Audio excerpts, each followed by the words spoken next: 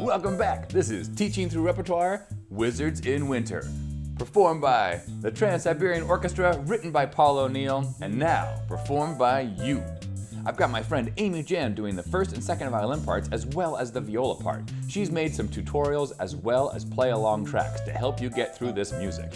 Now as you're practicing, remember, go slow to learn fast. Really understand what's on the page and how to do that successfully on your instrument. And then you can slowly work the tempo up until you're finally ready for performance. That's what these tracks are for. Remember that on YouTube, you can adjust the tempo of the piece you're listening to by adjusting the playback speed. You can listen full speed. You can also listen to 75% or 50% of the original tempo. Okay, happy practicing. Remember, you're the success, and thank you for being your best selves. Enjoy, we'll see you at the end. Hi, this is the first violin part for Wizards in Winter. Let's look at the key signature. We've got an F sharp. You might recognize that as G major, but this piece is actually an E minor, which shares that same key signature. And you'll notice that there are a lot of D sharp accidentals in the piece too. And that's because we are an E harmonic minor, which makes the seventh note of the E minor scale raised up to a half step. So E minor is 1, 2, 3, 4, 5, 6, raised 7.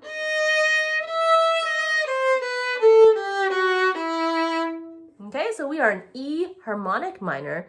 We are in 4/4 time, and it's a fast rock. This is a super fun, fast piece with lots of energy. And what gives it so much energy is the rhythm and the pulse and the accents and the articulation that we're doing with our bows. So I'm going to give you some tips on how to get some of these more challenging passages up to speed. But I want you to remember, and say this with me, rhythm is more important than the notes. So I don't want you to get bogged down by all these notes and sacrifice that rhythm, because then you're sacrificing the energy of this piece, and we don't want that. Okay, let's start at the beginning. We should be at the lower half of the bow, actually pretty close to the frog, I would say, to get these eighth notes. And we want to use smaller bows because of how fast the tempo is. If you're using big bows, it's going to slow you down. So we want small bows, and we want to focus on getting the accents on every the beginning of every group of four, right? And the rest of the notes should just be not as big of a deal. So it should be sounding kind of like this.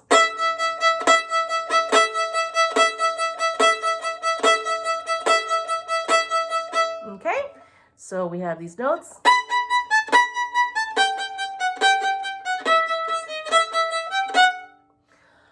Okay, here is a challenging part where we have to get from our arco to pizzicato super fast. And what I do, some might call it cheating, I don't know, I think it's smart. I actually play an up bow on that first F sharp before I do the pizzicato. And that means that there's two up bows in a row, like the measure 3, I do, that's up bow, and then my F sharp, I do another up bow. Because what happens is if I do that up bow, my hand is already on its way over to the pizzicato. Okay, if I played down bow on the F sharp, it's going the wrong direction. It's going to take me longer to get there. So I do an up bow on the F sharp, and then notice I am not going into my usual pizzicato position with my hand. Usually we make that L shape and put your thumb next to your fingerboard to pluck, right? But we don't have time for that. We don't have time to get into that position. So I keep my normal bow hand, my arco bow hand, and I just pluck using my index finger while keeping my bow hand intact. Okay, so up. And notice I'm just hovering my hand over my strings, and I'm using my index finger.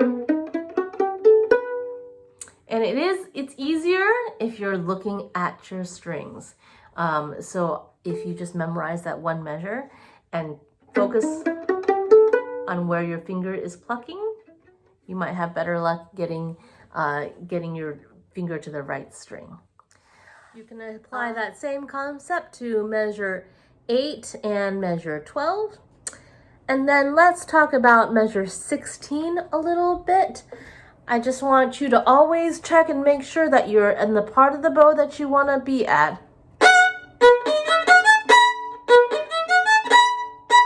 If you're not careful, this rhythm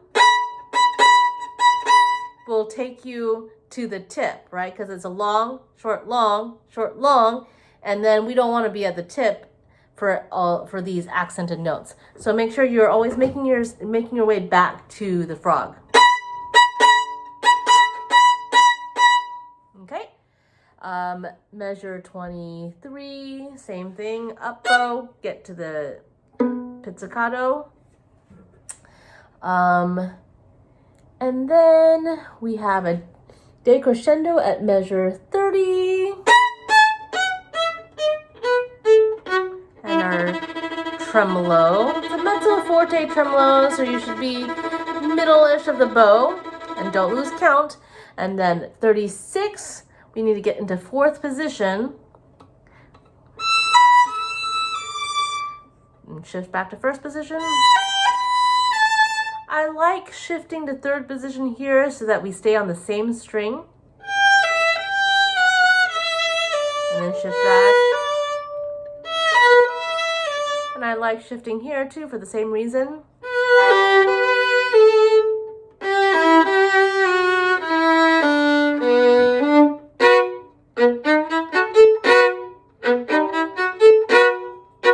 Same thing here, we're making our way back to the frog, right? Crescendo. Okay, now we've got all these runs. So to keep that rhythm going and energy going, I want you to focus on these accents. And I not only want you to accent with your bow, like we normally do, but I want you to accent with your left hand too. Make sure that you have energy within your fingers coming down on each one of those notes.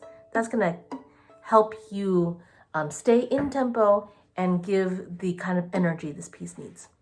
So how I would practice this passage is by starting with just the accented notes. So the first note of every group of 4.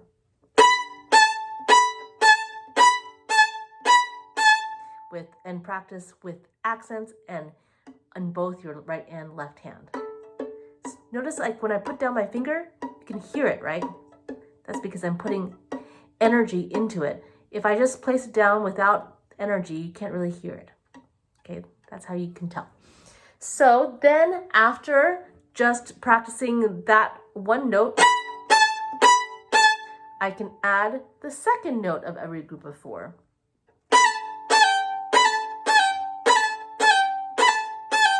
Right? And then when you feel comfortable with that, 3 notes.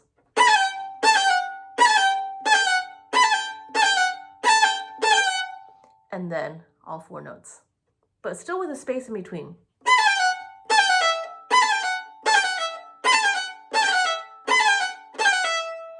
Okay, for me, the way my hands are, they're kind of small.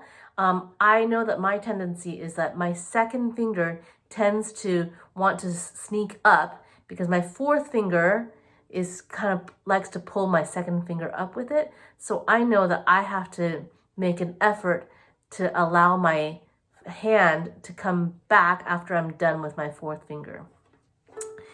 So that's how I would practice that passage.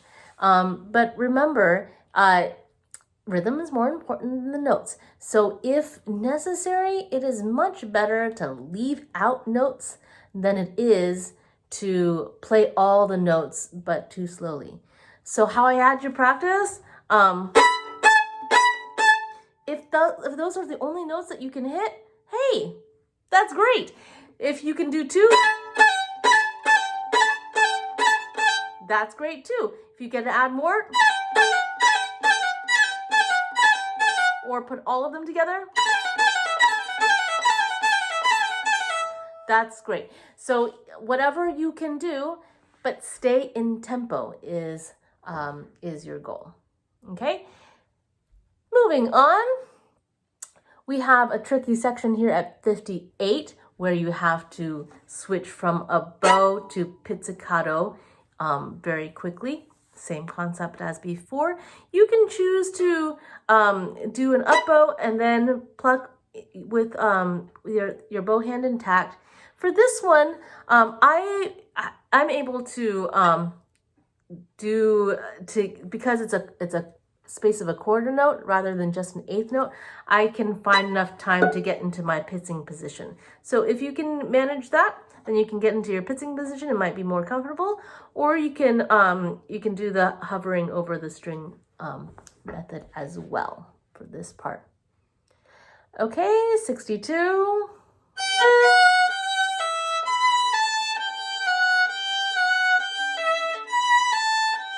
Fourth position, just for 2 notes.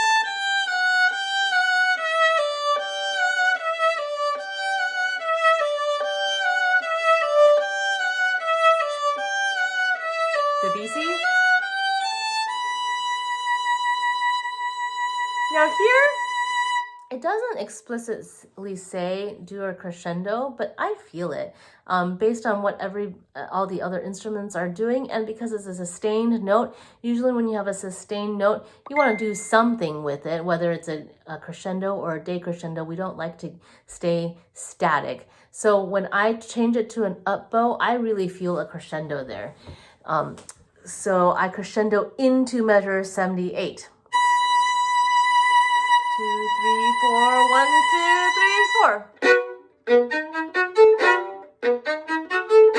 Stay at the frog. More of this. Right? And then measure 85, same thing, up bow to pizzicato. Nice thing about this piece is it's kind of repetitive, right? We use the same tricks that I talked about before. Now we are at, okay, so starting at 86, we have all the way up to, I don't know, measure 100, just a whole string of 16th notes. Gotta keep the energy in your left hand. I sometimes get tired doing the same movement. And here's one thing that I do in the middle of it. An alternate fingering for that is going into second position and starting on the third finger and sliding back for the F sharp. So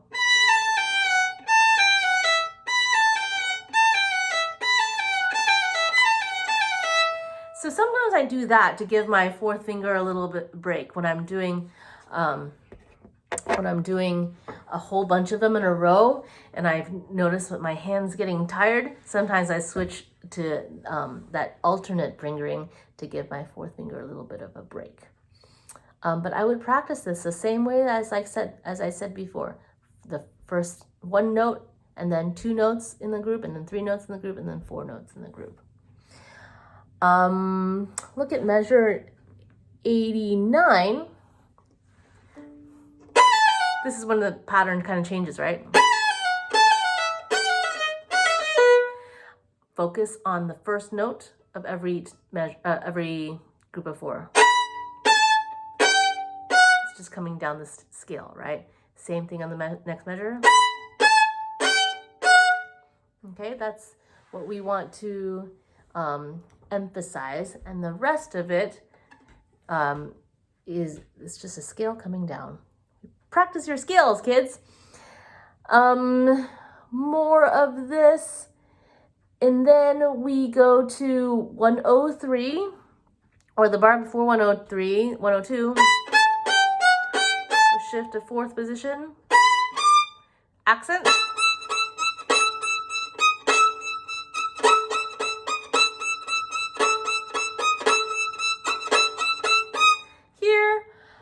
You want to know what finger pattern you're doing for every group of 4 before you even start. So this first group of 4, is a 1-2 finger pattern. 1 and 2 are half steps. Then you get your next group of 4. It's a 2-3 finger pattern. 2 and 3 are half steps. Okay, and then we shift down to second position. Your finger pattern now is 3-4. And then we shift down a position to a 1-2 finger pattern. So knowing that finger pattern beforehand, you can get your fingers all set up and then just release your fingers all at once. So set it, set, set. Okay, and then at measure 108, this is once again just a scale coming down. So focus on the first of every group of 4.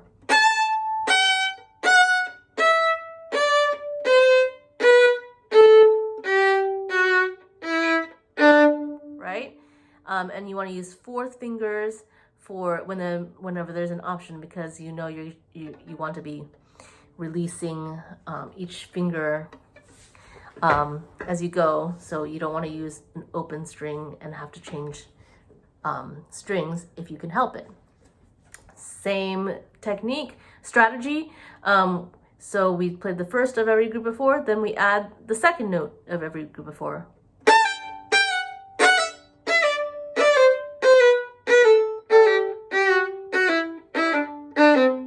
Okay, and then 3 notes.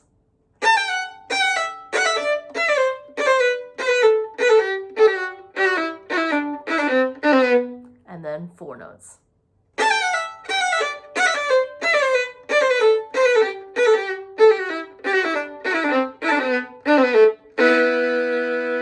Change to upper.